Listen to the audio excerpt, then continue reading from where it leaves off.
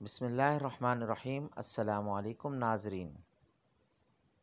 قرآن مجید کی صورتوں کے تعارف کے ساتھ میں ہوں عثمان آوان۔ سب سے پہلے ہم سورہ فاتحہ کا تعارف آپ کے سامنے پیش کر رہے ہیں۔ ترتیب کے لحاظ سے قرآن مجید کی سب سے پہلی صورت سورہ فاتحہ، اس کا نام الفاتحہ اس کے مضمون کی مناسبت سے ہے۔ فاتحہ اس چیز کو کہتے ہیں جس سے کسی انسان یا کتاب یا کسی شے کا افتتاح ہو۔ دوسرے الفاظ میں یوں سمجھیے کہ یہ نام دیباچہ اور آغاز کلام کے ہم معنی ہیں۔ زمانہ نزول، اس سورت کا زمانہ نزول، یہ سورت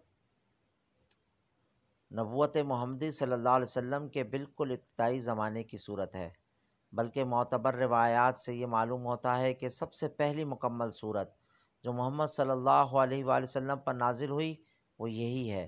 اس سے پہلے صرف متفرق آیات نازل ہوتی تھیں جو سورہ علق، سورہ مزمل اور سورہ مدثر وغیرہ میں شامل ہے۔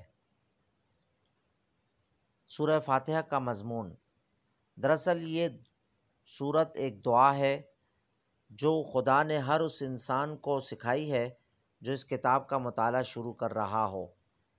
کتاب کی ابتدا میں اس کو رکھنے کا مطلب یہ ہے کہ اگر تم واقعی اس کتاب سے فائدہ اٹھانا چاہتے ہو تو پہلے خداوند عالم سے یہ دعا کرو۔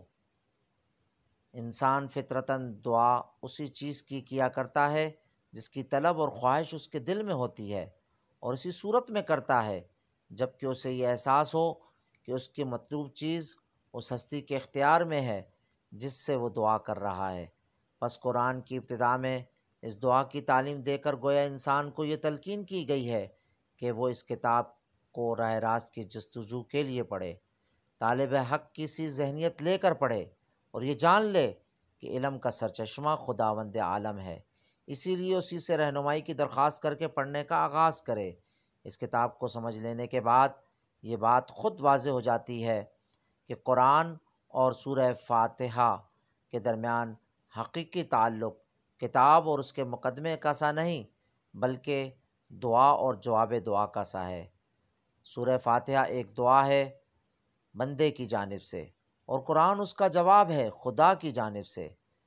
بندہ دعا کرتا ہے کہ اے پروردگار میری رہنمائی کر، جواب میں پروردگار پورا قرآن اس کے سامنے رکھ دیتا ہے کہ یہ ہے وہ ہدایت اور رہنمائی جس کی درخواست تو نے مجھ سے کی ہے۔